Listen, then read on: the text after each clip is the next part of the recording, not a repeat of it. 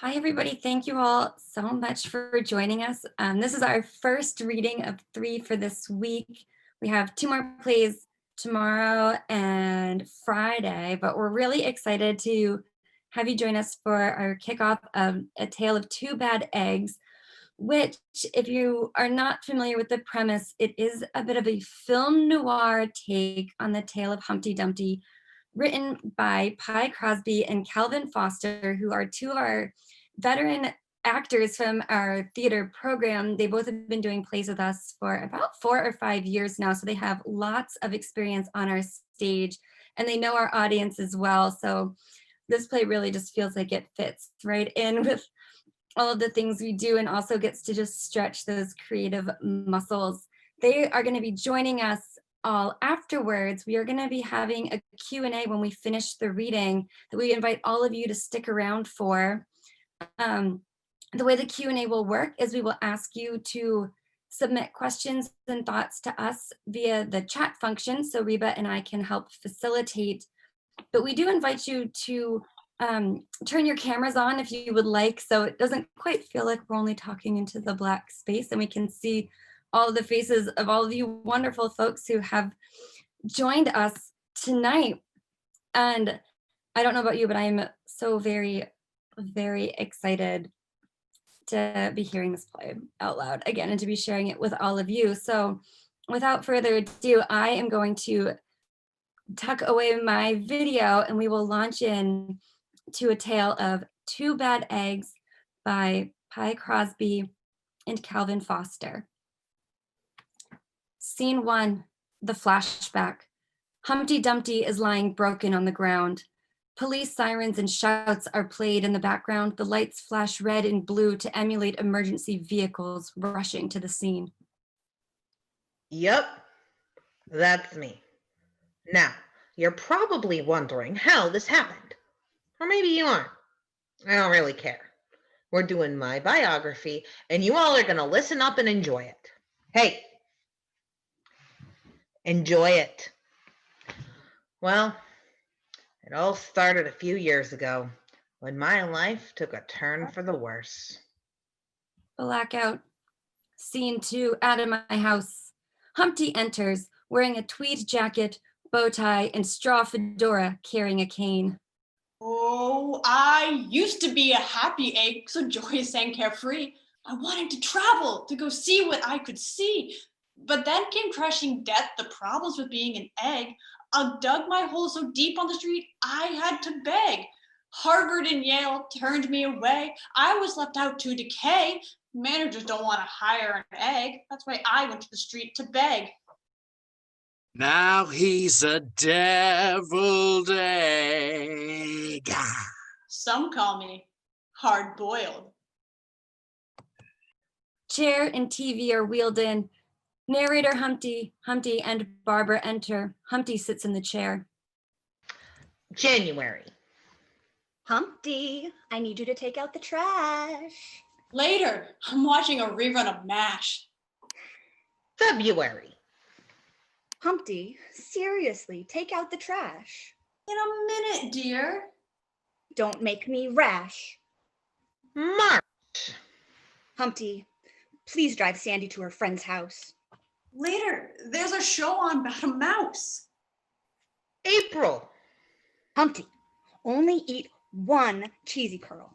Oh, but honey, they come in bags of 30, plural. May. Humpty, take Sandy to soccer practice. Hold on, I've got to see this. Chores was skipped, duties passed, but Barbara managed to put it all in the past. One day, however, she'd had enough.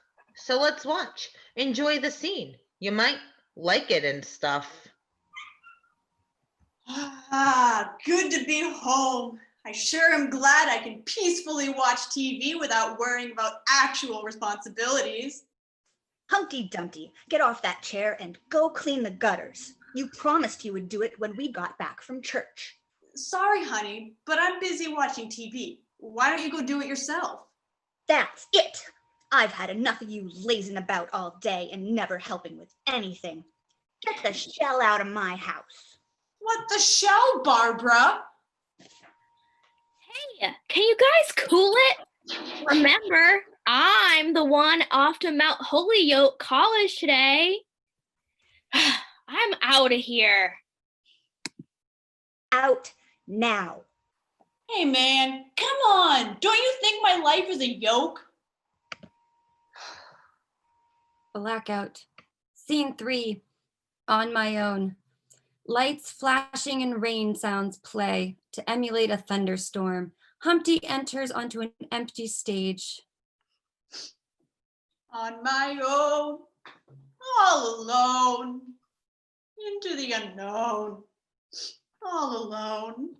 A desk is pushed out. Kyle enters. Rooms to rent? None to let. Oh, you must have something. I got nothing. So I left huffing and puffing. You want a muffin? I wasn't an ungrateful husband, was I? How am I supposed to know? Why would you think I would know that? That makes no sense. I know. tried to be a good husband, a good father. I tried to help out around the house, but the TV called like a siren, a beacon of entertainment in the bleak world of poorly portrayed stereotypes and screaming red-faced politicians. And the assorted snack foods tempted me so. Their luscious, cheesy curls, a haven of salty goodness. Their crinkly cellophane wrappers, a reminder of my joyous youth. But I fought to resist, fought a war to resist the temptation to call the lovely arms of the soft couch home. But alas, here I lie, defeated, alone, unloved. Humpty cautiously lies down on the park bench. Good night, sweet Barbara. Blackout. Scene 4. Carlos. A twinkle is played to signal the sunrise. Humpty arises from the bench. Nowhere to turn. No one to help me. Only the 20 that was in my coat pocket when she kicked me out. So hungry. I can see myself over easy with a side of bacon and toast, and I look good. I'd better get something to eat. Without food, I'm a bit scrambled. Humpty begins pacing the stage. A shelf with food is brought in, as well as a desk. Mr. Stowe enters. Humpty hums a tune and begins miming pulling food off of the shelves and putting them in an imaginary basket. Carlos enters. Give me all your money! Please, anything. Don't hurt me. Everybody down on the ground! Or what? Is that Humpty? Carlos? Carlos and Humpty perform an elaborate handshake. Hey, over here. Are you gonna rob me or not? Kids these days, sheesh. Sorry, Mr. Stowe. I'll be back tomorrow. Carlos, you're a good kid. You'll rob me tomorrow, you hear? Don't be so tardy next time. Blackout. Reunion.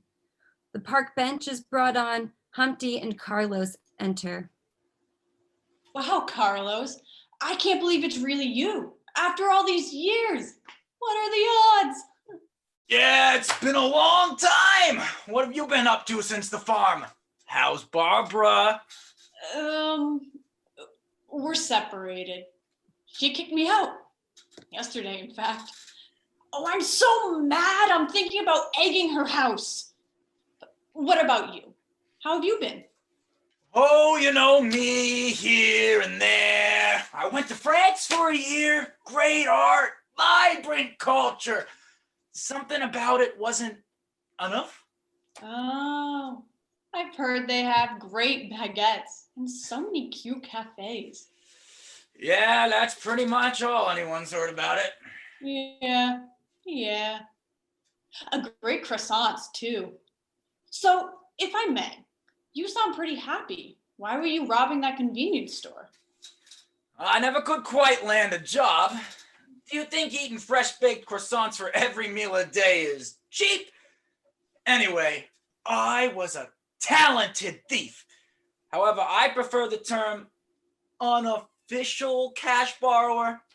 Honestly, that just sounds like a thief. Well, excuse me, but I happen to have made quite a few friends during my unofficial cash borrowing, such as that nice store owner you met a few minutes ago. At least I don't break the law, big meanie. Listen, I'm planning my biggest heist yet, but I need you as an accomplice. What? Who are you robbing this time? We are gonna rob Sunnyside Up Trust Bank. We? There is no we. I'm not about to help you rob the biggest bank in all of Yokedale. Besides, I just got into the Gold Card Club there. No, come on. You said Barbara kicked you out, and from the looks of you, I can tell you don't have a place to sleep or a job. Besides, this plan is foolproof. I'm a professional, an artist of my craft. This is your chance to escape your foul life. I'm not going to rob that bank with you, Carlos. If we get caught and sent to prison, by the time I get out, I'd be a rotten egg for sure.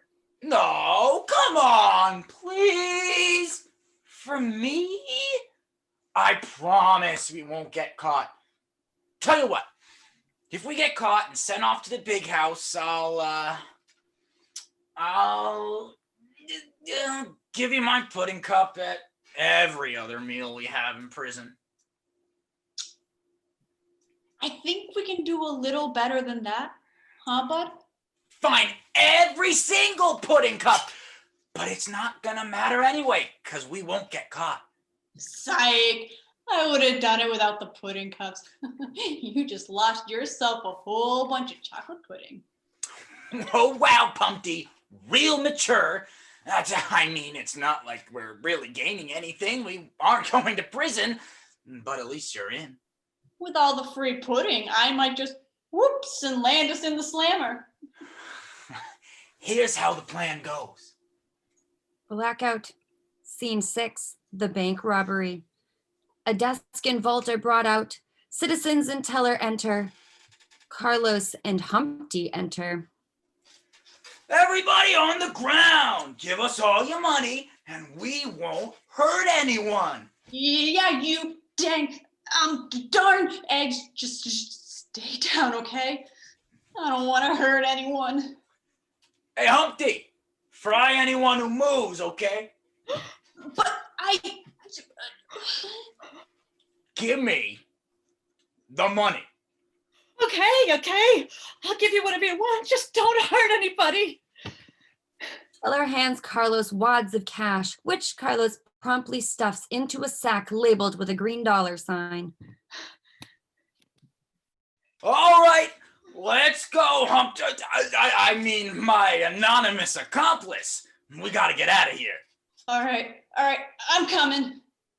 They run off stage. Blackout. Scene 7, lottery. A couch and table are brought on. Humpty and Carlos enter carrying the bag of money. So, Humpty, how was your first robbery? Tell me everything.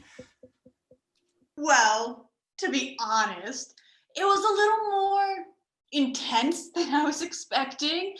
I'll admit I was a teensy-weensy bit nervous and a bit of a dead weight. But the rush!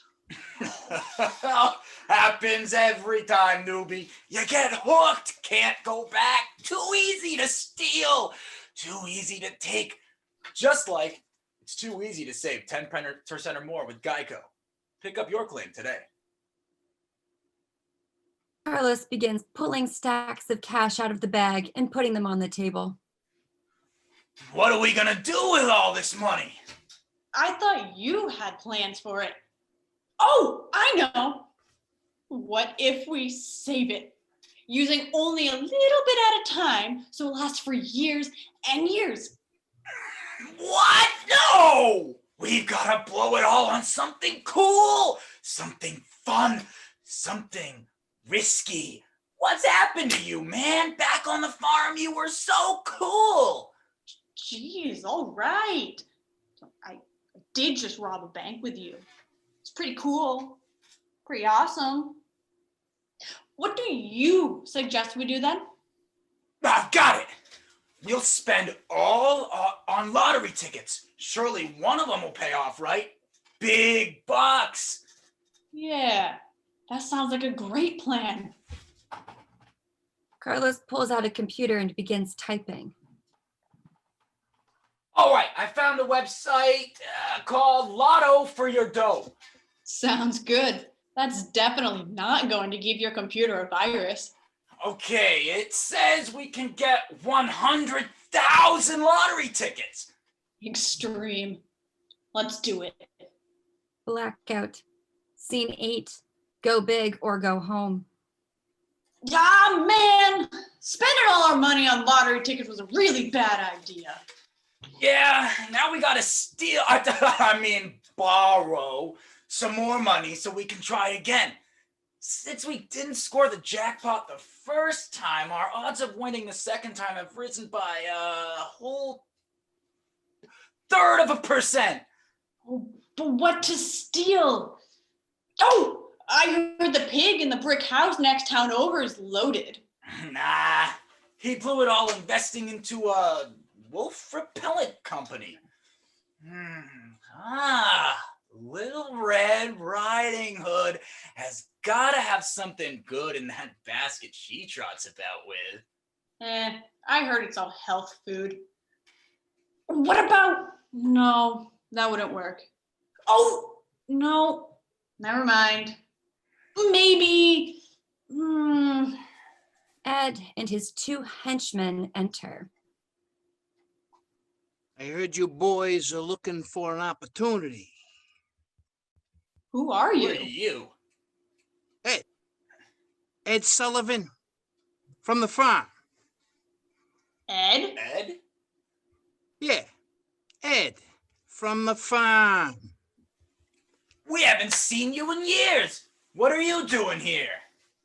What's the matter with you? You got yolk in your ears.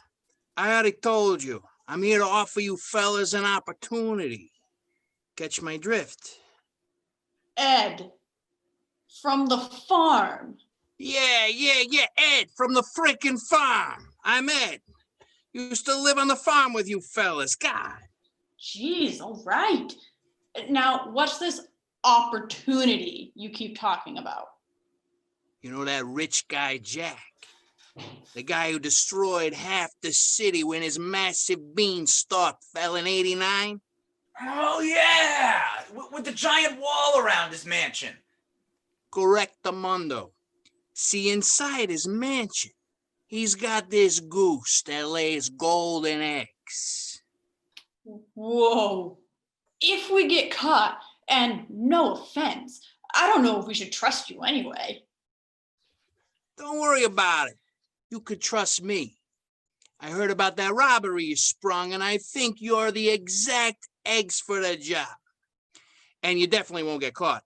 I got the perfect plan. Here's how it goes down. Carlos will be on the lookout on the front lawn, and my man Hump over here will climb over the wall and break in. From there, he'll go upstairs to the bedroom, and that's where the goose will be. After that, you just have to go back down and climb the wall, and you're safe. I only ask for 12 golden eggs in return. Well, gee, Ed, that's a little steep. Oh, I suppose I'll be taking my plans elsewhere. I say good day, sir. Good day. Well, now hold on. It does sound perfect. There's no way a string of possible but highly unlikely events could cause one of us to be distracted at a key part of the plan and ruin the whole thing, landing us both in prison, or worse, for the rest of our lives. We just have to make sure to break in when Jack isn't home. Don't worry about it, you schmuck. If you find out Jack's schedule, you can find the perfect time to strike. You mugs just need to follow him around a bit, grab a little intel. Excellent. Thanks, Ed. No problemo.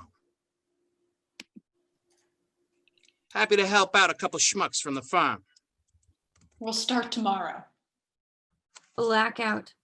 Scene 9. Stalkers. The wall, which is really just a box only a few feet tall, is brought on stage, dividing the stage in two, as well as a bed and a goose. Jack enters and lies in bed. Carlos and Humpty enter and lean against the wall from the outside.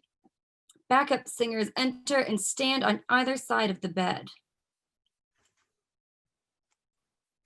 Oh, it's a great day to be Jack. It's a great day to be a little whack. It's a great day to be a millionaire and not some two-bit hack. Hey, it's a great day to be Jack. I'm gonna get on up. Gonna get on up. Gonna brush my teeth. Gonna brush his teeth. I'm gonna step outside. Gonna step outside. And say hi to Keith. The mailman. Hasn't left the house all day. Sitting in his bathrobe, wasting away. Doesn't want to go out to our dismay. I'm gonna make my lunch. A BLT. I'm gonna sit around. You wait and see. Gonna flip through the channels on my new 4K TV. 4K TV. It's a great day to be Jack. It's a great day to be a little whack. It's a great day to be a millionaire and not some two-bit hack. Ha! It's a great day to be Jack. Wish he would go outside.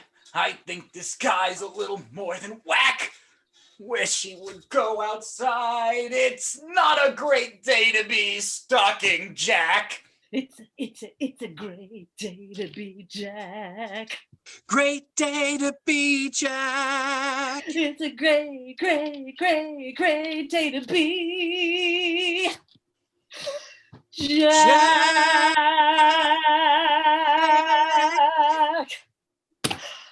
Alrighty. I guess it's off to Eccentric Billionaire Club.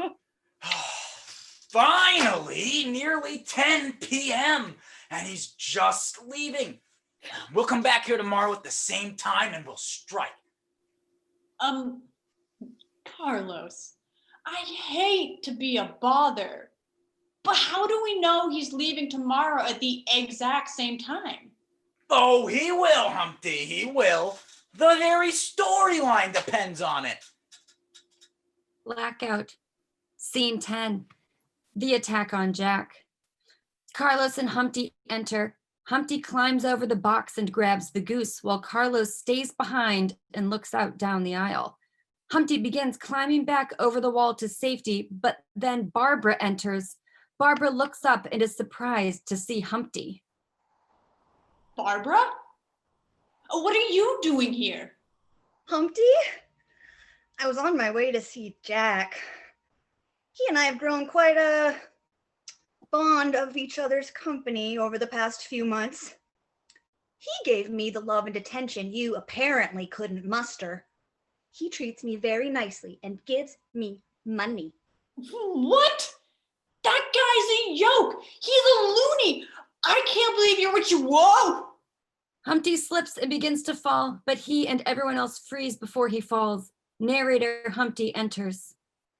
Will I fall off the wall? Will the city of Yokedale be invaded by aliens? Get the scoop here after this message from our sponsors. Are you afraid to go out in public because you look like a dirty, stinking pig that's been rolling in its own slop all day? Well, then you need to try Shell Paste from Shell Corp. 11 out of 10 unlicensed doctors we paid off recommend Shell Paste. Buy Shell Paste today for as low as $19.99 a tube at your local pharmacy. Buy Shell Paste. You know you want, nay, need to buy Shell Paste. SHELPASTE. Buy it. Side effects may include seizures, cancer, diabetes, spontaneous combustion, irregular animal and celebrity impersonations, and in extreme cases, sudden death. Shell paste. It's paste for your shell. Shell paste, shell paste. It's paste for your shell. And now back to your regularly scheduled program. Narrator Humpty exits. Humpty unfreezes from his position and mimes falling down on the ground. An egg cracking sound is heard. I should have used shell paste. Humpty, oh my God. Hello? Hello? This is your neighborhood 911. Is this a delivery or a walk-in order?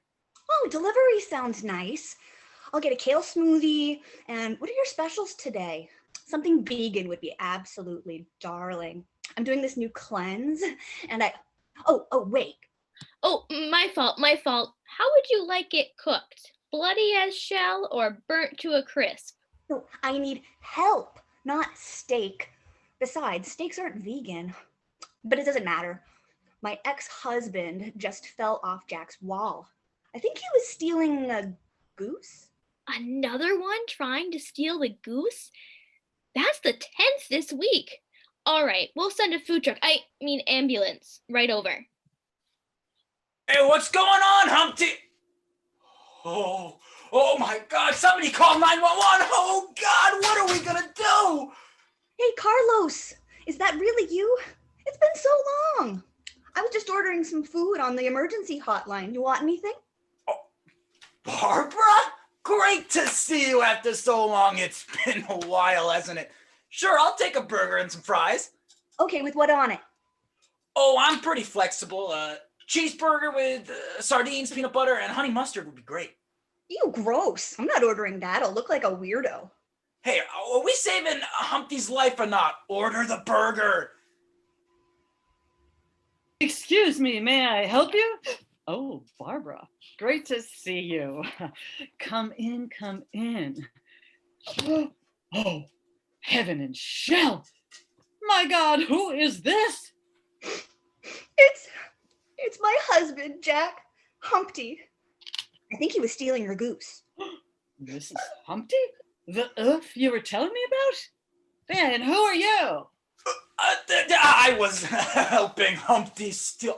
I mean, I was on my way to help my friend Bumpty deal with the death of her goldfish. Oh, look, the bat signal. Gotta go. I'll meet it elsewhere. 2 eggs in a doctor's outfit enter and help the limping Humpty off. Lights continue to flash and sirens keep wailing. Blackout. Scene 11, the death of Humpty Dumpty. A hospital bed with Humpty lying in it is brought in. Barbara and doctor enter. How is he, Doc? Is he gonna be all right? I don't know how to tell you this, but he's lost a lot of egg white. And none of us could put him back together again. The entire cast pours in and congregates around Humpty's bed. A father, a husband, a friend, and a foe. A robber, marauder, it just goes to show. On that day where Humpty lay, weak, slumped in bed, a little bit of Humpty died in everyone instead. Although I loved him so, often it was hard to show. For far beneath that shell so lazy, there was an egg sweet as a daisy. A friend from years past. Oh, how the memories last. I can't help but think this is all my fault. But then I think back to the bank vault. He doesn't seem so great to me. As you yolks stand and mourn him, I feel only glee. How until recently was he allowed to run free? A fool, a lover, a nervous type, left from the fridge, a little ripe. But all in all, things considered, Though he was rude and he often littered, our man was a good egg. Our man was a good egg. The crowd ambles off stage, leaving only Barbara and Humpty. Barbara, I love.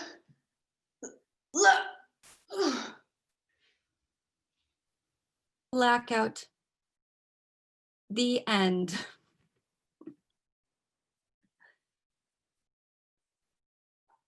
So thank you all so much. I'm gonna call our cast on. If everybody wants to turn their mics on, we can give everybody a virtual round of applause. Yeah, so much. And I'll call our playwrights on too, Calvin and Pi, if you would also like to join us. Bravo, bravo, bravo. As well. Oh, thank you, everybody. Did you open us up? So yeah, I'll also hand it over to Reba, but we can start this Q&A portion of the evening. So audience members, if you would like, we invite you to turn your cameras on so we can also see all of your faces. And if you have thoughts and questions you would like to pass along to our playwrights, Pi and Calvin, or to any members of our cast, you can send them to us directly through the chat function, and Reba and I can help get this going. Yeah, we can utilize the chat for any questions that you have, any thoughts, or if you want to say just congratulations for writing such a hilarious and epic play. I remember the very first time that I read Two Bad Eggs, and I was like laughing, and I think it was maybe the first time that I had read a play over Zoom, and I just couldn't stop laughing the entire time, and it felt so good. So I just anything you want to say, even if it's a comment, you can feel free to put it in the chat, and we'll make sure those messages go straight to our playwrights.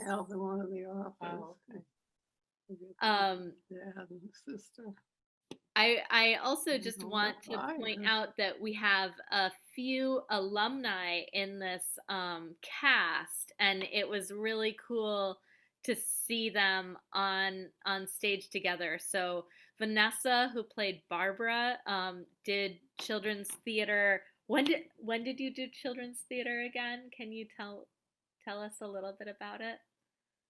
Oh, it actually, well, I didn't do children's theater through our theater, but I was a regular at the Children's Museum, and I got to go see so many of the children's theater performances. So I'm a big fan. Awesome. Welcome. And that's really exciting. And also Brooks, who played Carlos, was in so many plays at the Children's Museum and Theater. I knew Brooks when he was, I don't know, 7? Very young. And how many plays did you do, Brooks? A lot. More than I can count on my fingers. I don't know. A lot. So many. So I think something that I'm really excited about as we move forward is thinking about celebrating young playwrights as a huge community event. Andrea, you were also a children's theater alum. When did you do children's theater? I think like 12. How old am I? 27. Like 15 years ago. Awesome. Yeah. Awesome. That was before my time. But not very much before my time. So that's really cool to hear. Okay, so we have some questions coming through. Allison, do you wanna start? Sure. Questions. So our first question is actually for Suze. Henry, who's 4, would like to know why the person in that black hat kept showing up so often. Well, because I was the narrator, so I was helping tell the story. And, the hat is part of my costume. And I just also really like wearing hats. And Allison let me, so. Yeah, and Suze's character was a narrator, Humpty. So Suze's character and Lauren's character are kind of versions of the same person, or maybe same egg. Our next question is for our playwrights. Where did you get the idea to write about eggs? I think we really kind of just started to write Humpty Dumpty, and we were like, what should we write about? And we just kind of went out on a limb, and we're like, why don't we write the backstory to Humpty Dumpty, because it's such a well-known story, and we thought it could be, I'd never heard anything about,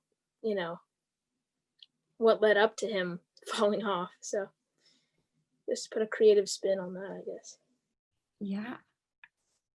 Calvin, do you have anything to add to that one? No, I mean. I think that something that I really appreciate about this play is how this imaginary world where people and eggs coexist. And I remember when we first read this play, I really asked Pi and Calvin about that. I was like, where did this world come from? And I had a lot of questions, which I think when we first read it, it was an early draft, because watching it again, I feel like those questions were addressed, that like, this is a world where people and eggs live together and kind of have like similar rights. And they're all kind of living, they're coexisting pretty well.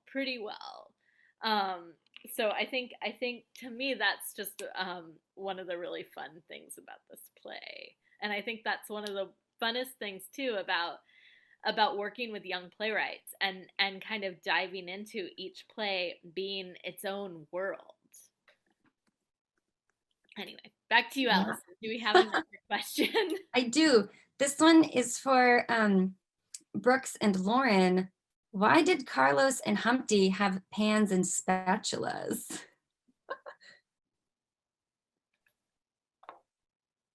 Oh, that's a good question. They were our robbing tools, because we're eggs. We fry eggs. These are egg tools, which I thought was really funny. When I first read it, I was like, oh yes. Well, and to an egg, a spatula might really feel like a weapon, right? Oh yeah.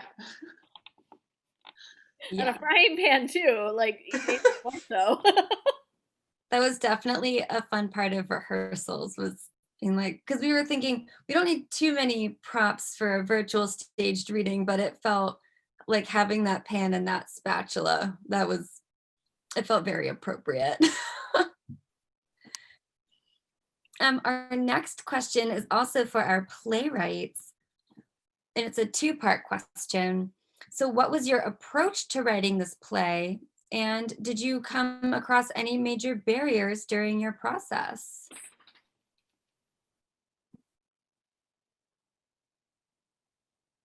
I can take that one. Calvin, you want to take that, or should I? I'm happy to. So let's see. So we did the playwriting challenge. So we kind of had about 2 weeks to write it, and I don't think. I mean, for me personally, I didn't even really think about the process at the time. I just kind of read it. Wrote it the best I could, like as we went. And there weren't really any huge challenges. It came pretty easily, actually, in fact, which I thought was kind of interesting.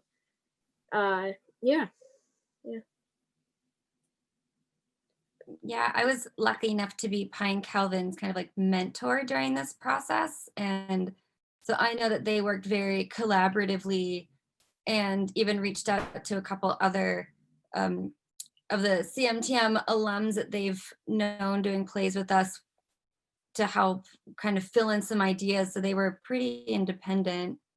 and anytime I looked at it, any new changes or writing, it was just so funny. And they didn't really need me at all. I just got to go along for the ride. Our next question is also for Pi and Calvin. How did it feel to hear it read and seen acted?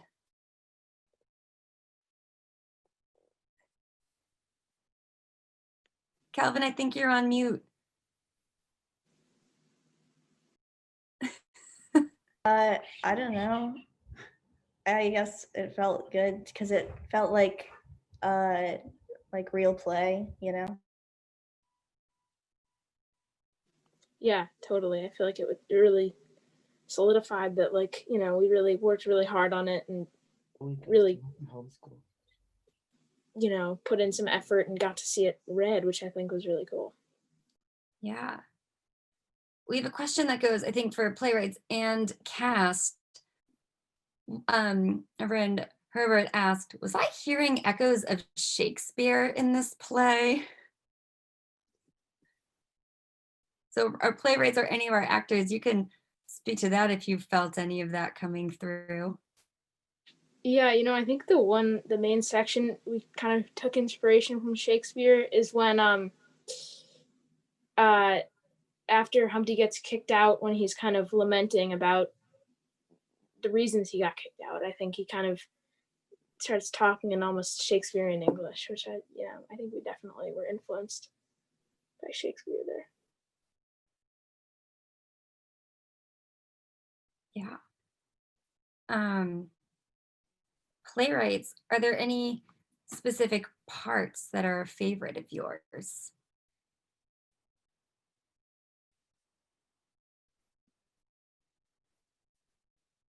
I don't think I have any like specific favorites. Yeah, me neither. It almost feels like I don't feel like as the playwright, I feel like it's wrong to pick a favorite part for myself. Like I don't know, you know, I feel like I invested a lot into each part, and you know, I don't know. It's hard to explain. So good. How about our cast? Did any of you have favorite parts to perform? Meant about, or at least or watch each other perform? I gotta say, Gary, I loved just listening to you as Ed Sullivan. It was so funny.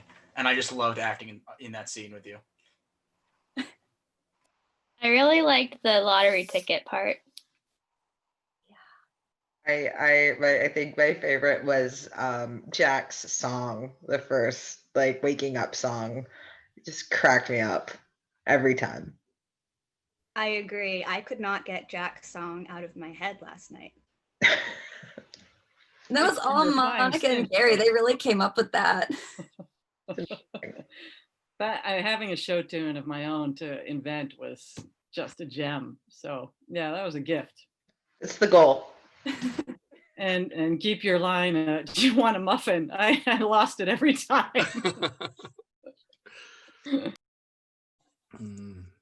Yeah, Gary or Lauren, did either of you have any favorite parts to watch or perform? Yeah. I mean, for me, I generally really liked getting to do the whole thing, but I really liked the scene, like doing the scene after the robbery about the lottery ticket. That was just, I thought, very fun for me as Humpty. Yeah, I really enjoyed this scene. There's so many parts I really liked, but I really enjoyed the montage scene with time passing. That's a really neat device to go from, you know, an elevated place to a downtrodden one. I like that. I like that device. Yeah. Super cool. Playwrights, how did you decide when to use rhyme and when to not use rhyme?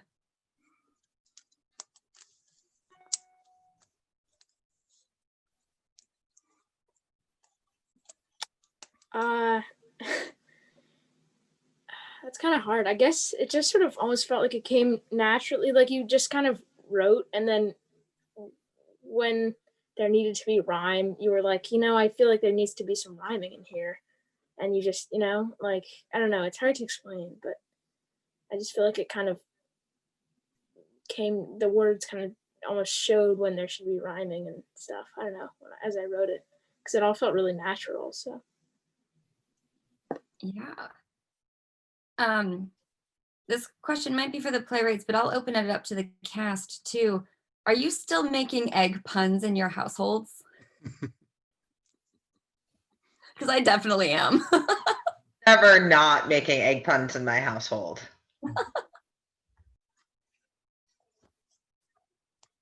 yeah, yeah.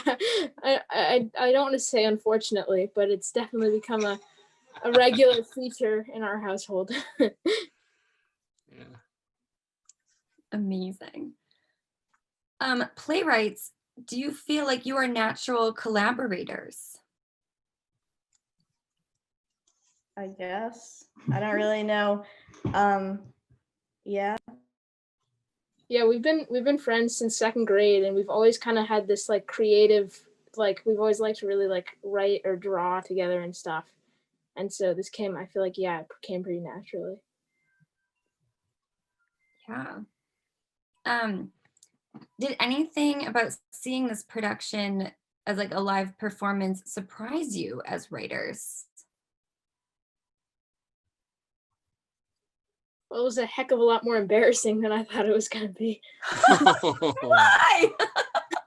I mean, no particular reason. It's just really stressful to have, your work like read out loud in front of a good number of people, Yeah. Calvin, did anything surprise you?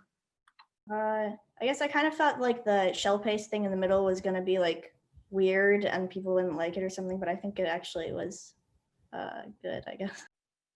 Oh, I love the shell paste. I love the commercial bits. I think they're so silly. A question for all of the actors. Was acting a play through Zoom challenging? Yeah. I've done a couple Zoom shows now, and it's definitely different and has its quirks and its challenges thrown at it. Because instead of getting to perform and using the energy of your fellow actors and the audience, you're just talking to your computer. So you just kind of have to feed off of screen energy. I don't know. So yeah, it definitely for me has some added challenges to it, for sure. It's tricky without feedback. You don't know. I mean, it kind of messes with your timing, especially with comedy. If people are, I mean, it doesn't seem like anyone's laughing. And I'm assuming people were, but it's hard to know when to say the next line. You know what I mean? Yeah, it's a little tricky. Mm-hmm. It also, for me, I've never done any camera acting, so this feels like you're at a constant close-up. And I'm used to being big, and so I was like, I don't know if this is too much, but that part's interesting. Yeah. Anyone else in our cast want to chime in on that?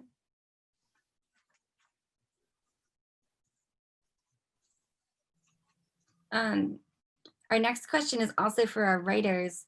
While you were writing the play, did you have the overall plot in mind, or did it just kind of come as you went along?